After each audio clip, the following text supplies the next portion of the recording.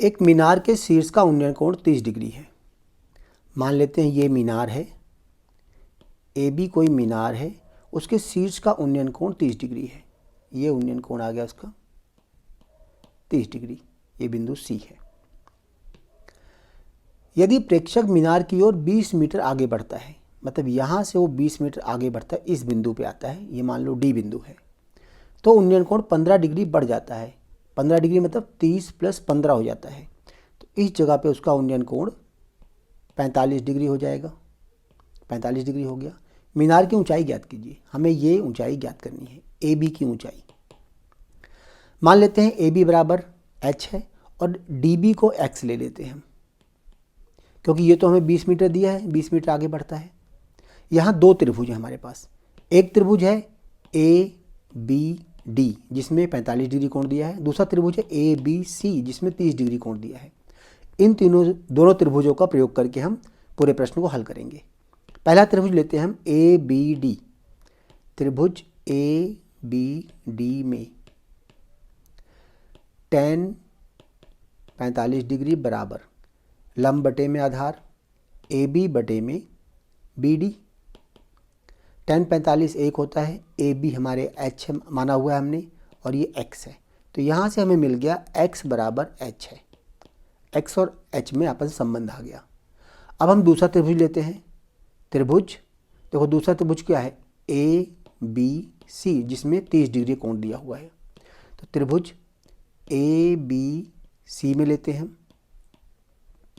tan 30 degree बराबर लंब हमारा ये पूरा है ए बी, लेकिन आधार ये पूरा हो जाएगा बी सी। तो बी सी को ले सकते हैं हम 20 + x। tan 30 का मान होता है 1/में √3।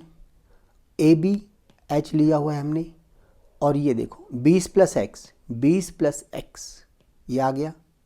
अब इनको हम गुणा कर देते हैं, तो ये आएगा √3h बराबर 20 + x। x का मान h है, हम पहले निकाल चुके हैं, तो x की जगह पे h रख सकते हैं। तो √3h बराबर 20 + h हो गया। अब सभी h को एक तरफ ले आते हैं हल करने के लिए। तो √3h - h बराबर 20 आ गया। ये इसमें से h बाहर निकाल सकते हैं कॉमन लेके, तो √3 - 1 बराबर 20 आ गया। और अब h का मान इस तरह से हमारा 20/पे √3 - 1 आ गया। हर का परिमेयकरण करके इसे सरल कर लेते हैं। तो √3 + 1, √3 + 1, ये आ गया 20 गुणा में √3 + 1। अब बटे में a - b, a + b, a का वर्ग माइनस b का वर्ग, 3 - 1, 3 - 1 2 आ जाएगा। तो 20 √3 + 1 बटे में 2, 2 से इसे काट सकते हैं। तो हमारा जो उत्तर आएगा, देखो उत्तर तो यहाँ पे आ चुका है हमारा कि h बराबर 10 √3 + 1। अगर हम चाहें तो इसको चेंज कर सकते हैं, नहीं तो ये इसे यहीं छोड़ सकते हैं। चाहें तो √3 का मान रख सकते हैं हम 10 1.732 + 1। तो ये आ जाएगा 10 गुणा में 1 और 1 2 हो जाएगा, 2.732। अब देखो 10 से 0.1 स्थान यहाँ हट जाएगा, तो ये आएगा 27.32 मीटर।